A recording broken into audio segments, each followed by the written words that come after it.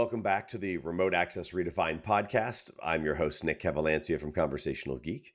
This is the second episode of the podcast's second season. Now, over the course of the podcast's first season, we discussed all the important aspects of OEM and SDK remote access integration points. You can check it out in its entirety on realvnc.com/podcast and, of course, on all major podcast platforms. Now, this second season, we're taking a comprehensive look at the remote access solution landscape from the perspective of RealVNC, the inventors of VNC technology. One of the most important aspects of any remote access solution, of course, is its security. And that's something you should need to sacrifice for the sake of convenience. And with that said, though, a lot of organizations are still using RDP, that's, of course, Microsoft's remote desktop protocol, for their remote access needs, whether it's for cost or convenience reasons. And so in this second episode, we're going to discuss why this is a dangerous practice and why a secure remote access solution should be the way to go. Now, joining me as always for this episode and all the ones before it is Dom Parkes. Dom is the lead developer for OEM at RealVNC. Dom, thanks once again for joining me. Yeah, thanks, Nick. Good to see you again. You as well. And as always, just in case somebody hasn't listened to any of the previous episodes before we start, could you briefly introduce yourself and just talk a little bit about what you do at RealVNC? Yeah, so as you said, I'm the lead developer on our OEM team. So I look after the technical team who are kind of charged with getting real VNC technology into our partners' solutions, hardware, software, anywhere it's needed, really. Excellent. Glad to have you as always. You're obviously the right guy for this. We've been doing this a number of episodes now. And what we're going to talk about today, we'll start with just talking about the current threat landscape a little bit. So we just dive right into thinking about security. We can, of course, apply it to remote access. We can do that a little later on as well. But when we think about the current threat landscape, how have you seen it evolve over the last couple of years? So yeah, a couple of years it is a short time frame. I think I've seen it evolve massively over the last, say, 20 years. Sure. And I think that's kind of peaking now, and the speed of change is really accelerating, if anything. But I think if we take a slightly longer view of like 10 years, we've seen a definite move from kind of disorganized to organized, much more prevalence of state actors. They've probably always been there, but the sophistication level is getting much higher across all these groups. So I think what we're seeing is kind of output of what's been planned and been going on, been you know built up over many years of supply chain attacks, embedding vulnerabilities into things, into open source projects and things like that, embedding backdoors into those projects, and then recently we had the browser extension attack. So I think those things, these really long term resident attacks, that stuff's becoming much more obvious now. And what's really driven all of this is much more automation, um, much more tools, hacking tools as services being provided. And then the really recent stuff is that AI is growing in terms of its ability to create much more realistic phishing attacks, um, and actually being used to directly, orchestrate attacks itself. So, it has the ability to act as an agent and to see where vulnerabilities are. So I think that kind of rise of automation over the last few years, in particular, and the kind of rapid exploitation of zero-day vulnerabilities as a result, have meant that you can't wait on these things to be revealed. You have to have some kind of plan to deal with things. You can't wait for people to fix vulnerabilities out there and publish them, and it can be way too late by that point. So I think those are the things that have really changed in the last couple of years. Yeah, we've seen, you mentioned supply chain attacks. That's been a huge growth in the last number of years. Yeah. Threat actors and threat groups are realizing the value there. Particularly, kind of goes back to the last thing you talked about, vulnerabilities. Maybe there's something, a vulnerability in a vendor that everyone uses, and then we can use that as an entree to get into a network and so on. And also the Mhm. use of AI. It becomes really interesting because most of the cyber attacks, it started off, of course, being a threat actor themselves, crouched over, hunched over their desk at 3 a.m. with a hoodie on, or so to speak. And then it became all scripting, and scripting was simply automating.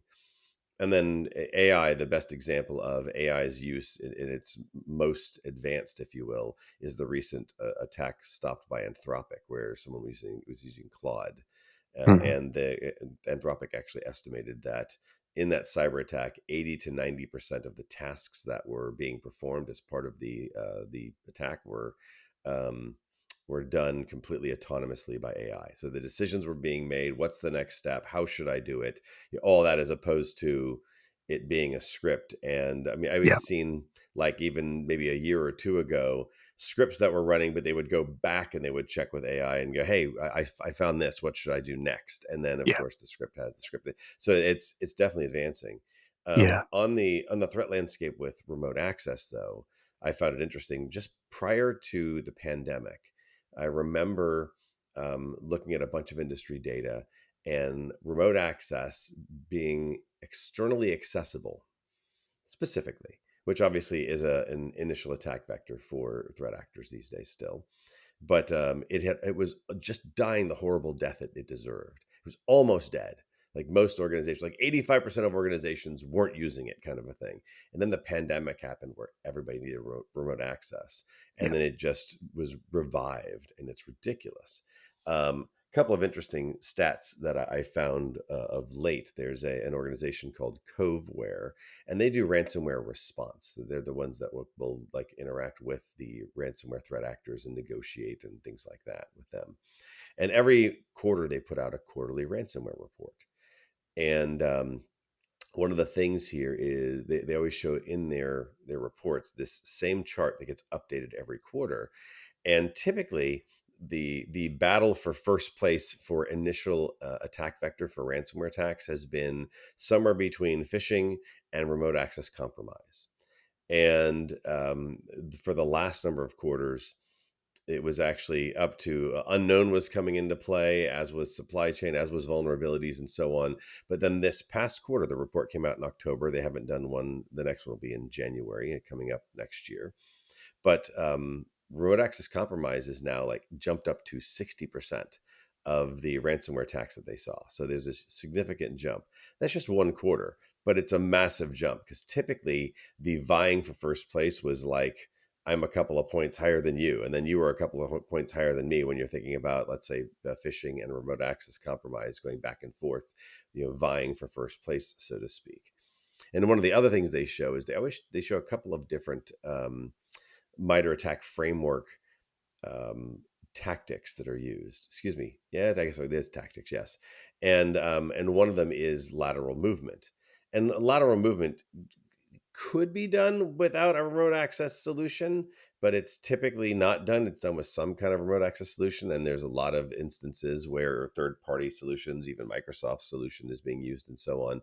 And this quarter, 72% of the ransomware attacks still included lateral movement. So, when we think about the threat landscape, and something like even the discussion today about RDP, and thinking about RDP has been around since, like the 2000, and I want to say it's like 2004 or something like that, when they came out with it. It wasn't initially in Windows 2000. It came out after that. Might have been a couple years later. But that's old news. But the thing is, still gets used today. I Yeah. mean, you see the same thing with customers. They're concerned about it from that perspective. Yeah, definitely. I mean, I think the fact that RDP is there, it's resident, it's available. It means it's easy that it gets turned on. It's easy to exploit in that way, because someone's bound to be using it internally. They might even be aware of the fact that you don't keep that open on the internet. You don't keep that as something that people can jump into. But once they're in, it's there, and it's something that people can spin up, unless it's been configured correctly or disabled entirely. Um, but yeah, I think the sort of the things that we see um, in general, the sort of high level, there are kind of categories of concerns. There's things like, um, is the authentication secure? Because that's the legacy issue of remote access. It's like most of them, and VNC included, the authentication wasn't great. We had very limited password support, and and you had to have ports open to the internet. And so they're concerned about those sorts of things. Do we have to open this particular port? Do we have to think about how we secure these devices when there's an 8-character password limit, or and no encryption. In the old days, there was no encryption at all. So those are the old, you know, legacy concerns, I could call them. But the new concerns are things like, can I audit what's happened? Can I react to stuff that's going on in real time? Is it compliant with what my industry requires in terms of security and regulation? So I think things are changing, and whilst the attacks are getting more sophisticated, hopefully the people using the software for the right purposes are also getting more sophisticated Yeah, I and think more one of demanding. the biggest concerns, it's not a concern that like they can't be met by a remote access solution, but the biggest concern from a security standpoint with any remote access solution, whether it's being built from an SDK or it's being used off the shelf or it's whatever the case is you kind of touched on it, and that's usually around authentication and credentials, and that is one of the big ones, just because Yeah, the big issues today, of course, is the user of a credential, the owner of a credential, and if it's not, then it's potentially a threat actor, or it's someone else is misusing it, or whatever the case is, and so that is a challenge, not one that can't be overcome by probably just about any remote access solution, but certainly is the one that's like, is authentication secure? Is it validated? Are we making sure that it is, again, the owner of the credential and so on? Does it integrate with existing identity providers and yeah. so on? Would you agree? Oh yeah, definitely. Yeah, there's this whole sort of industry that's grown up around this, like zero trust. The credentials are associated with person, they're associated with permissions, time-based access, things that can be disabled immediately from a remote source, maybe even from an AI overseer that's saying, this person's doing something weird. So all piled into a seam, and for event management. Hmm. Um, but yeah, definitely, it stems from these credentials belong to this person, and maybe there's extra evidence when you log in that you are this person, like a second factor or whatever multi-factor authentication you can add in there. Hmm. But yeah, definitely. And just when you're talking to RealVNC customers, what's some of their common security concerns they have when it comes to remote access? I think it's kind of what I said before about the legacy concerns and the new concerns. So yeah, whether the session is end to end encrypted, whether the authentication is secure, and whether the ports need to be open to the internet. And nowadays, when they come to these solutions, they want to see that they can audit what's been going on and proactively step in when something's going wrong. And more zero trust type use cases are coming up. So the ability to lock down users' permissions to particular use cases and particular roles, um, and to time bound access and things like that. Yeah, I also think it's worth having just a brief mention of another concern would just be the down the path of like the supply chain attacks, is the idea that companies that are looking for a remote access solution are going to be wanting to know that the solution itself is secure. We talked about Yeah, vulnerabilities early on. You mentioned that. And knowing that there's at least an effort put in, not just to make a solution that provides remote access, and it happens to have security features, but to make sure that that solution itself is secure. Would you agree? yeah. You need to make sure that you've figured out your entire supply chain of whatever remote access solution is being provided. You need to make sure that they have the right approach to security and the development lifecycle, so a secure development lifecycle.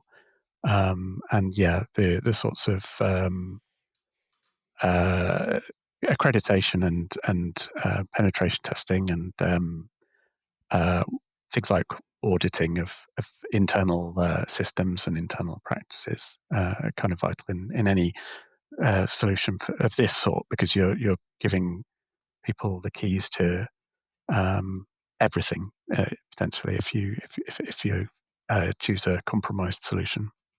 Hmm.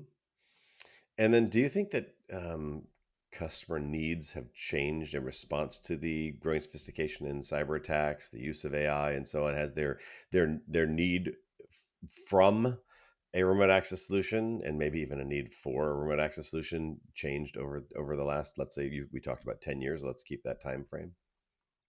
Yeah, yeah. Hopefully, like I said, hopefully they're getting more as the threat becomes more sophisticated.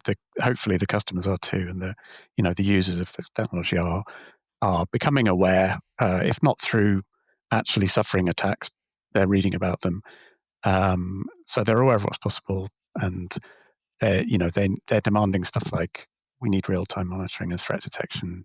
We need to be able to track behavior of incoming agents, whether it's via the solution we've paid for or something else, so they can do sort of isolation of whatever concerning stuff might be going on. Because, yeah, you're not with the use of AI, as we mentioned at the beginning. Um, there's the sort of reliance on known vulnerabilities isn't going to be enough. You're going to have to actually track the behavior because the AI agents may well be finding new vulnerabilities that we haven't even thought of yet, and threat actors themselves may be finding these things too before they're disclosed. So yeah, all that stuff you want everything that is happening in your network to be integrated into a kind of a SIEM, a security information and event management system that can react in real time to stuff like this and really shut it down. You heard my stats from Coveware talking about remote access compromise being in 60% of this last quarter's attacks as the initial attack vector, and then Yeah, 72% of those accounts, excuse me, attacks also involving lateral movement, which implies there's some use of remote access probably somewhere in there, although that's I'm inferring for sure. But why do you think remote access tools are just such a common target for attackers? I've got my own opinion, but I want to hear yours first. yeah. I mean, I think there are probably multiple aspects to it, but the key thing is it's a really rich interface to a device, so it's tempting in those terms. So hopefully, and this may be another reason, hopefully they're mostly secure in the world these days. Most remote access solutions are at least somewhat secure.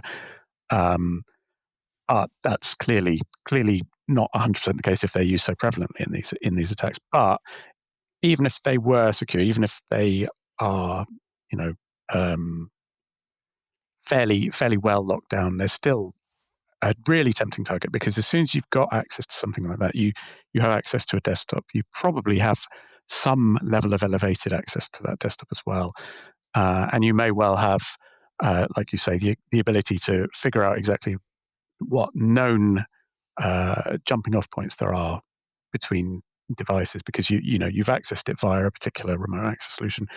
Good chance there's going to be more of those installed around the LAN or the wider network inside the company that you've managed to get into. Um, and I guess going back to the kind of not secure side, they can be configured poorly. There's a lot of scope out there with some solutions to install them, do the wrong thing, misconfigure something, and you end up allowing a kind of privileged access to your network by default. Which, yeah, that's probably part of it. Yeah, that's actually some good points. I always find it to be pretty simple. It's the ease of functionality and use, right? Yeah, It's built into every Windows machine. yeah, Not necessarily, but it can be. Depends on how organizations image and push out desktops and whatnot and servers. But then I think you hit the last one is really good. This idea of is if I can connect to it, I can log on. I have whatever kind of level of yeah, privilege that account has. Period. Okay, that's kind of a good thing. So the prevalence of it, the privilege that it provides, and then the last part is just that it's very easy to use. yeah, Because it exists, it's just I can quickly use it. I know what I can do with it. There's no question. And I should actually mention here just a technical note for those of you that are listening. When we're talking about RDP, we're not talking about remote desktop services, which is a little bit more advanced with Microsoft, where you actually can establish security and better configuration and so on. We're just talking about just basic RDP being installed on a machine and left open for someone to access. And there are still plenty of organizations that do that. As a matter of fact, there was a survey that RealVNC did, and it'll be published out very quickly, very soon. It's going to be called the 2026 Remote Access Trends Report, and there was a question about the current use of the remote desktop protocol specifically, and there was 40% said only used internally, it's not exposed to the internet. 30% said they do it via a VPN or gateway, which again means it's not exposed to the internet. You have to use a VPN or a gateway to get in. 15% didn't use RDP, and then 10% still has an internet exposed. So that's a little bit of troublesome there. And in this idea around asking why is it come used for attackers. I think there's an interesting way to look at this by looking at asking why why customers use it, why organizations use it, and 58% of them said it's because it's just built in and there's legacy compatibility. It's the same exact thing for threat actors. They're going, yeah, it's legacy, it's built in, I don't have to worry about it. So kind of interesting there. So RDP obviously continues to be used to some degree within organizations, kind of in a constant basis in business environments, despite the security issues that exist with it. But let's talk about those issues a little bit. What are the inherent vulnerabilities in RDP that make it what you think is a risky choice for businesses today? Yeah, I suppose it is that ubiquity, isn't it, that makes it risky because it becomes such a big target. A lot of people focused on it, trying to figure out how do we break this, either through actual, worm-enabled vulnerabilities or via other common security flaws in the configurations, things like that. But the fundamentals that historically have been a problem with it are it needs an open port. So even if you're aware of that, you're going to have some other mechanism there to protect that if it's going to be on all the time or if it's going to be when it's on. So maybe a VPN, something like that, or maybe you just don't have it externally accessible. But we already discussed, that's not necessarily going to be a great story if someone does get access some other way. And I think, so the configuration of it is a weak point. I think it's all very well saying, you can lock it down in this way and that way. I'm not 100% sure that it's actually secure by default, and it's probably quite easy to make it insecure by fairly minor changes. Users, if they've got privileged access to their own machine, they may well enable it and leave it enabled by accident. So it's kind of like, it's almost like giving people enough rope to hang themselves, really, with the way it's there available. So it relies on a lot of things lining up to make it secure, whereas it should be the other way around. It should be relying on a lot of things lining up to make it insecure. But I think you've got to have the right password policies.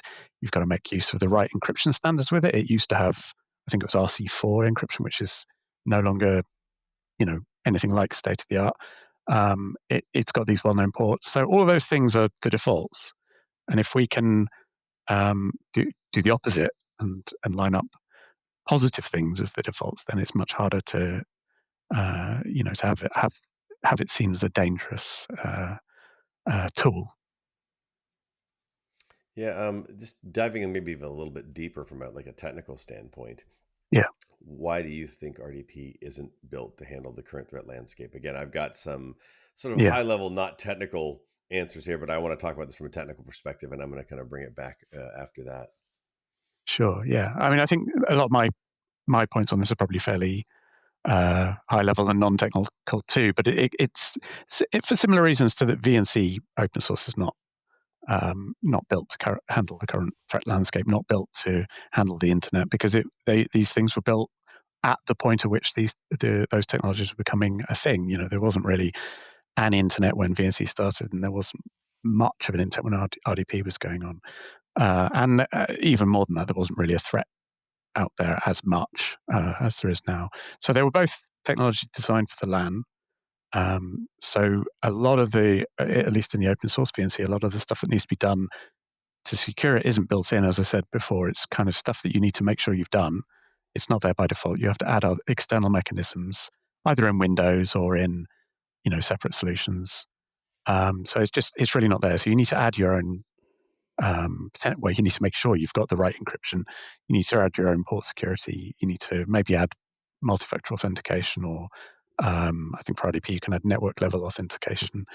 So you need to add these things. You need to bring them yourself. So it's just not built for this landscape by default. Yeah, I always think of it this way. Microsoft is a platform company. They're not an individual solution company. Yeah, They try to build big platforms, things that people can then build their solutions on, run their businesses on, and so on. And so that is to say they're not in the business of like remote desktop. It's not what they do yeah, for a living. And to your point, they made this thing a long time ago. It's something like 20 years ago. We can run with that as a good estimate for the moment. Um, and and it was built again, like you said, at a time where productivity was the name of the game. That's all we cared about then was productivity, because we still live within the four walls of our network. People were not accessing our network, maybe except for like needing a firewall, and that's about it to block certain things. But um, and then Microsoft also, because they're a platform company, they have traditionally left lots and lots of gaps on purpose for their partners, for their massive partner network to go build solutions that work with their platforms, if you will. And so they're basically going, yeah, it existed and we have it there and it's still on Windows. But if you really want something, excuse me, you're going to have to go to a third party, or of course, Microsoft did create remote desktop services, and that does add on some layers of security and provide some ability to centralize the deployment and configuration and so on. But RDP itself is just, I for the most part, my sense of it is from talking to IT professionals and organizations is they're not using remote desktop services. They would go get something else because they're thinking about wanting to cross to other types of different operating systems or devices and so on. And we'll talk more about that a little later on today. But yeah, yeah, that kind of thing kind of is my sense here. So going back to this idea of okay, it's a viable solution. Definitely adds productivity. Was not designed around security, and the question is, why do you think it's still widely used despite? I don't want to say it's known vulnerabilities because it doesn't have known vulnerabilities, but it's despite its insecurity, its current state of insecurity, to whatever degree that is. Why do you think it's so yeah. widely used? I mean, I think it doesn't have known vulnerabilities right now, but it has had Yeah. very recently. But yeah, I think it's partly this kind of inertia because it's there. People have used it for ages. People are used to it. Maybe it's just you've got a use case where it's kind of vital, maybe, and no one's really thought about changing it because it's built in. It's free. You don't need to do anything Hmm. else. So it's that sort of legacy thing. It's ubiquitous. So if you're using Windows, you're mostly using Windows, and even with some of the open source, clients for Linux and Mac, you could easily see that someone would just use it for convenience, really. Yeah, again, back to the forthcoming 2026 Remote Access Trends report that RealVNC is going to put out. I mentioned already 58% of people say they're using it because it's built in, legacy Yeah, compatibility. It just makes sense. Easy, it's ease of use. And then there's 38% said cost, which I laugh. I know that somebody on like the RealVNC side wrote the question, but it's funny to go cost. It's free. There's no cost. But yeah, anyways, cost and licensing simplicity. And then there was another interesting question where it was like, what are your plans to do with it? And I'm just going to focus in on one answer. Almost a third, 31%, said they have no plans to change, which yeah, means they're going to, back to the question I asked you earlier, like, why do you think that's still widely used? They're going to continue to widely use it. 31% of organizations here. Um, so let's talk about maybe some of the practical issues you mentioned, like how RDP had some vulnerabilities of late and so on. Do you have some examples maybe where RDP's caused a significant security issue for organizations? I obviously point out from a data point like the Coveware data that says remote access in general, not RDP specifically, but definitely lateral movement, definitely initial access. So we know that it's participating, but do any of that's caused where RDP itself caused significant security issues for an organization? yeah. I mean, a really big example, especially here in the UK, and actually I think it was worldwide, was WannaCry. It wasn't strictly RDP only, but it was caused by worms that could affect RDP and SMB, and that involved RDP at various stages, and it knocked out things like NHS systems. It knocked out really major organizations who are reliant on this technology, and I think caused a shift in thinking about how you use default stuff on Windows, things that everyone's been using forever, and are enabled on and sometimes exposed to the wider internet. So hopefully that was a wake up call. That was I think like 8 years ago, 7 years ago. And we've also had Blue Keep, which I believe was entirely an RDP vulnerability over the last few years. And again, it's just because it's there. It's widely used in these attacks, and either as a way in because someone's got a weak password, or there's a vulnerability like Blue Keep, or it just becomes a way to traverse the networks once inside. So, yeah, I think that many organizations, larger organizations, have felt the impacts of issues with RDP over the last, let's say, 5 years. And maybe we talk a little bit about some of the challenges that you've encountered with customers, whether what kind of challenges their IT teams have faced when they try to secure RDP. I'm thinking about like a multi-platform environment. Maybe they have obviously multiple devices, and we already know right there there's a non-starter by saying RDP itself doesn't work on every device. You don't have it for Yeah. every kind of device. You don't have a Raspberry Pi RDP and so on and so forth. But what are the biggest challenges that IT teams have faced when they try to secure RDP? It's the same sorts of things that I was saying before about this kind of the lining up of issues, uh, and in this case, it's the lining up of the defaults, um, not being secure by default. So it's configuration, enforcing the use of a VPN, and maybe thinking about what ports you need it to be exposed on. If you're going to go that way, making sure everyone's got strong passwords in your infrastructure, and then mandating things like multi-factor authentication, network level authentication, and then the other big thing, which stems from just the ubiquity and the attacks we were just talking about, is just keeping up to date and patched with the latest vulnerabilities. And I think we've had at least 3 high severity CVEs in this last year. So you need to be really on top of that, I think, for something so targeted as RDP. I'll also add another challenge that comes from the security side. So not so much IT teams, but security teams is just the lack of visibility into Yeah, when it's being used, how it's being used, what actions were taken. Those kinds of things where there's no accountability that exists or yeah, auditability. And that is obviously very important. You've talked about SIEM solutions a number of times, whether it's a SIEM solution, but I think the SIEM solution, if nothing else, represents, there's a central ability to review actions, behavior, to try to decipher intent, whatever the yeah. case is, and just that this sort of lacks with RDP in and of itself. Yeah, it's in the auditing of it and also in how is it set up, how is it configured on every single device. It's not necessarily something that people immediately have access to in an IT team. Yep.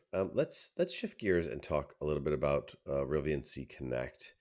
Um, Obviously, try to keep it as discussion-ish as possible and not pitchy. Although you're a developer, I don't think you're going to really be pitching a whole lot, anyways, which is good. So our audience can like sit back, and you're not going to be. It's amazing. You should buy it now. Get your credit card because they don't want to listen to that, and that's fine. But let's talk about in this same kind of line of thinking, all the stuff we've been talking about RDP. But then applying it to RealVNC Connect. What makes RealVNC Connect a better fit for today's IT environments compared to RDP, excuse me, from like a security standpoint?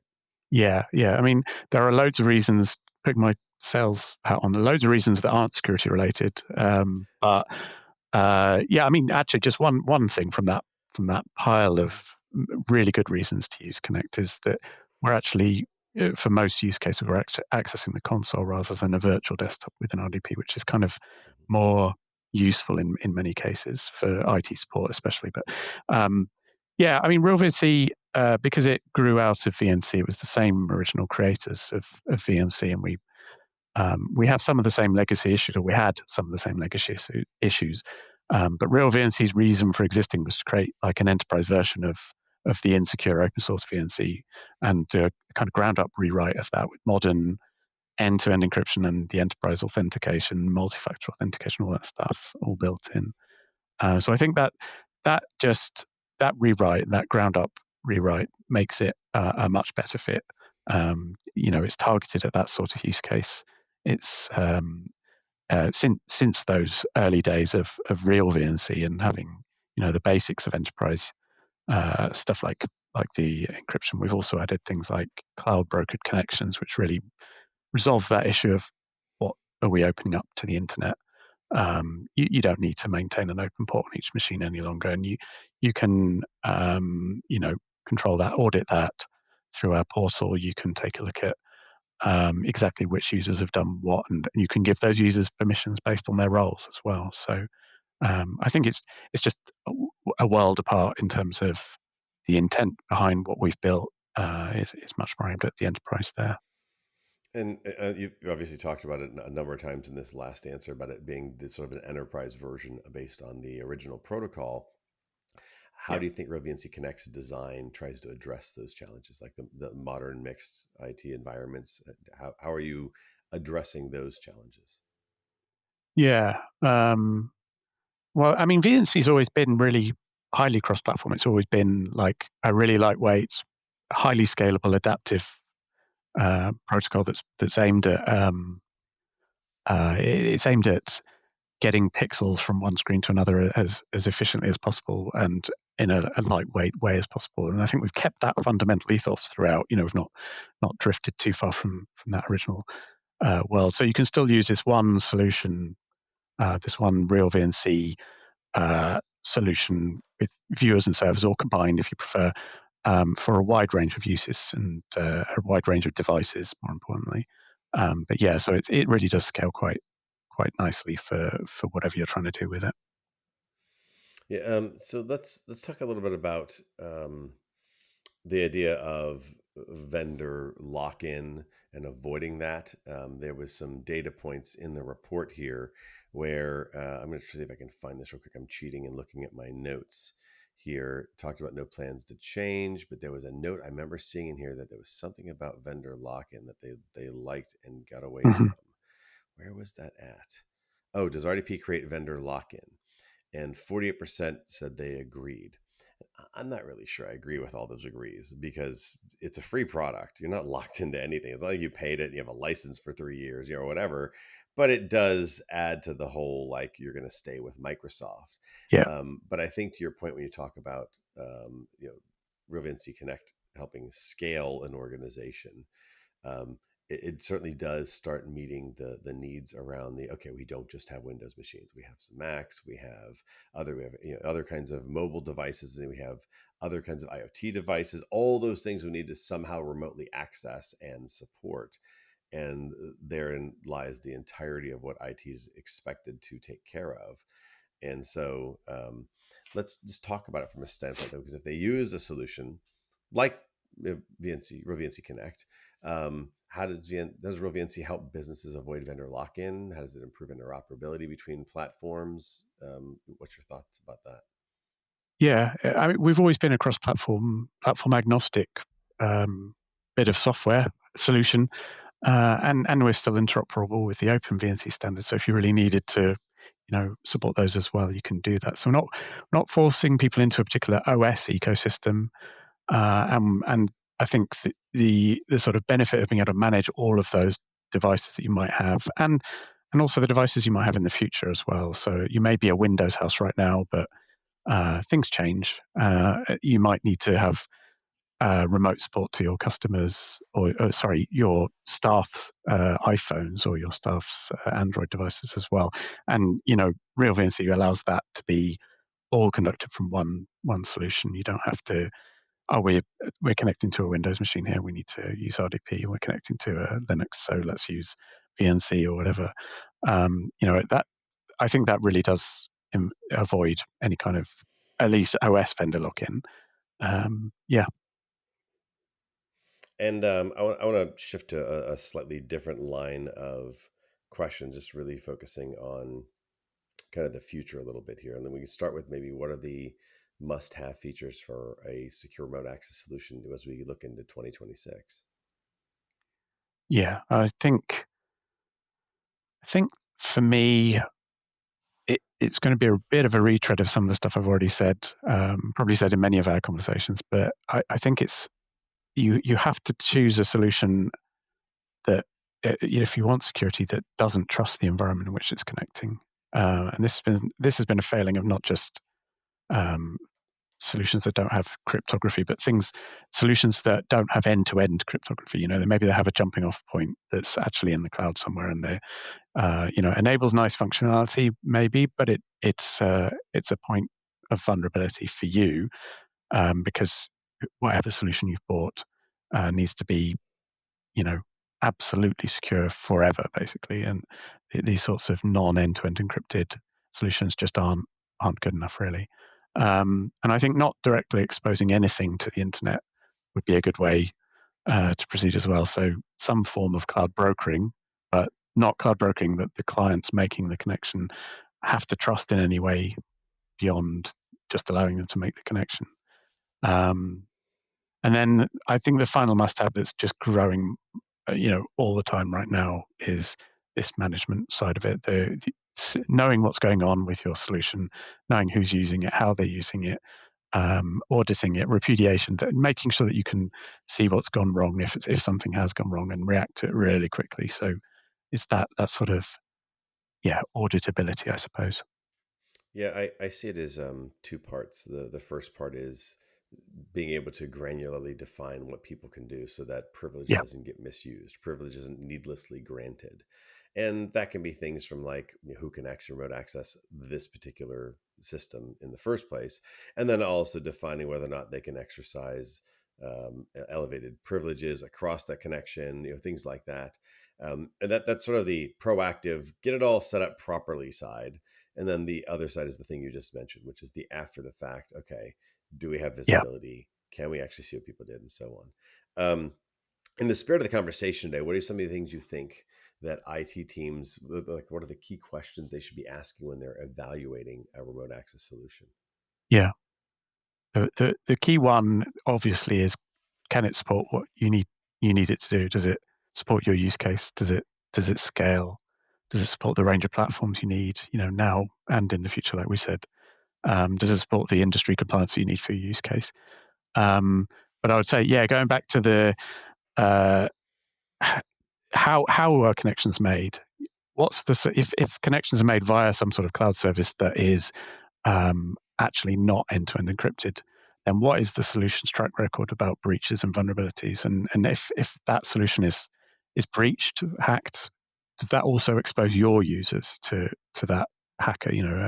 I think you need to know how that all fits together, and really see the track record of that solution that you're buying into. Because, as I said much earlier on, this is giving you the keys to your infrastructure, to your front door, potentially. Um, and then, can it integrate with stuff that you need it to integrate with? I guess that falls onto the use case. But Mhm. does it have Entra support? Maybe Okta, so you can federate the user's access to your solution, to how you're already managing them, basically. So that's kind of an ease of use thing for IT teams. Yeah, I like any time that IT is thinking about implementing some, either a replacement for an existing set of solutions or putting some new kind of solution in place. We have historically, I call it running home to mama, and that is we see a cool shiny new solution and think, oh, that is so cool, and then we try to mash it into the organization and make it fit the business needs.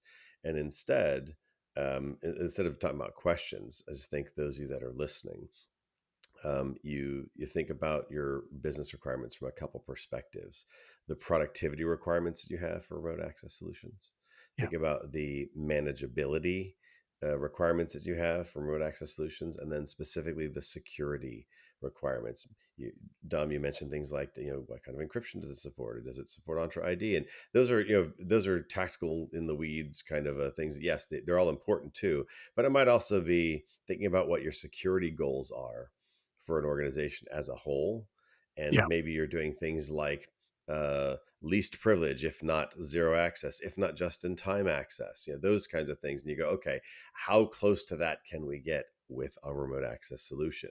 And you may not find any solution that actually does, let's say, just-in-time access and things like that. But the whole point being just you have at least your goals, and then you go and you evaluate a solution against the objectives that you have, the requirements, excuse me, that you have there. Let me shift gears and talk about two other questions about RealVNC Connect here that I have. And the first one is just how does maybe it's the solution and or just RealVNC themselves as an organization ensure that that RealVNC Connect meets the needs of enterprises while staying secure and flexible?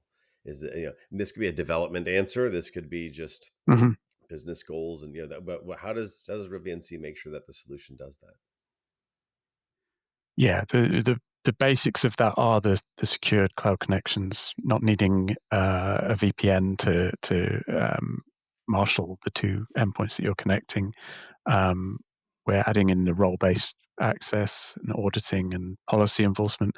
Those all things I think they're just fundamental to being secure and flexible about it. And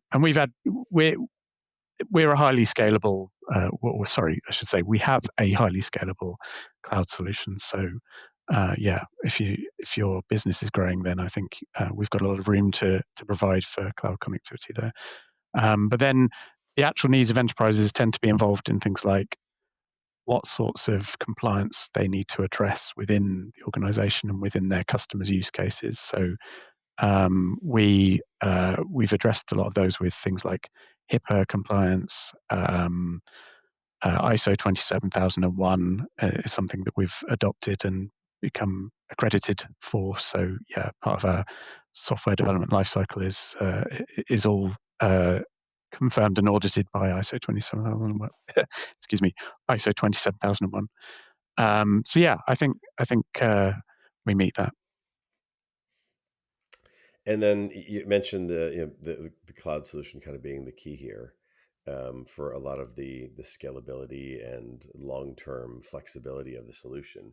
Does that same answer resonate if I was to say, how does it simplify deployment and management for enterprise? Yeah, definitely. I mean, so if we were still a sort of point-to-point mechanism, a bit like RDP, then everything of the sort that you need for deployment and management of your IT system would be down to you as an IT team. So you would have to figure out how you're authenticating users to devices. You'd have to think about having new users for these connections that are separate from your Entra or your Okta, whatever your user management system is. You'd have to think about, how are we auditing this stuff? Maybe build your own kind of interface to the logging that you might be able to get out of your remote access solution. But being a cloud-based provider means that although our endpoints connect via the cloud, they don't trust it, but it does mean that we have some information about how that connection is working. We have the ability to integrate with Entra and integrate with Okta and manage those users that have access to those systems and apply all that stuff to really just simplify that whole thing. And then there's more basic stuff like, you can use MSIs to do mass deployment. You can use policy templates to make sure things are locked down in the way you want them to be. And even more basic stuff like you can choose to install a viewer on this device and a server on this device, or both if you need it. So the endpoint software is flexible enough that it makes that hopefully quite simple to get up and running with. Mhm. And just to kind of sum things up, last question here: is there like a piece of advice or one last note you'd like to leave with the audience, just to you give these IT professionals that are evaluating remote access as they go into 2026? Yeah, look at your vendor's track record. Like I said before, I think that's really key. Look at their track record with hacks and vulnerabilities and how are they open about those things? What's their approach? Hopefully, everyone is these days because it's not tenable to keep these things hidden any longer. And look for I keep saying it, but look for a solution that doesn't trust the environment in which it's connecting. I think that's just vital these days. It's not not useful or acceptable to have a solution that relies on some kind of either broken encryption between endpoints or no encryption at all. And look for the standards that you need, the compliance and certification that you need. Look for that in your solution, and think about the total cost. So you mentioned that RDP is used because it's free, but there may well be hidden costs associated with that. That it might not be as extreme as a breach. It could just be the ongoing management of RDP or whichever solution you've chosen that is not there in the upfront cost, that you may actually not have to face if you took a solution from someone like us. Just like needing a VPN for your solution, that's an extra cost. Yeah, Good conversation today, Dom. I'm glad we had a chance to do this. Thanks for joining me today. Really appreciate you being here. thanks, Nick. Yeah, that's all the time that we do have for today. For those of you listening, if you'd like more information on RealVNC Connect, you can visit realvnc.com. And remember, this is only the second episode in our second season of RealVNC's podcast series. So be on the lookout for future podcast episodes on your choice of podcast platform. And you can, of course, always visit realvnc.com/podcast. Thanks a lot for listening, and we'll catch you on the next one.